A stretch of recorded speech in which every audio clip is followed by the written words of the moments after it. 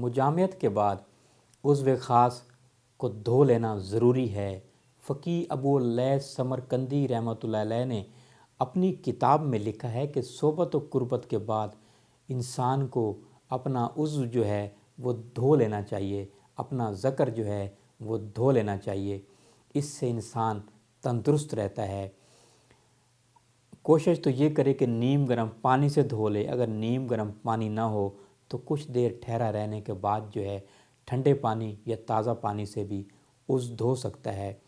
اور حضرت علی مولا فرماتے ہیں کہ ایسا نہ کرنے سے انسان کسی لا علاج مرض میں مبتلا ہو سکتا ہے۔ کوئی سا منی کا قطرہ اندر رہ کر متعفن ہو کر انسان میں بہت ساری بیماریاں پھیل سکتی ہیں۔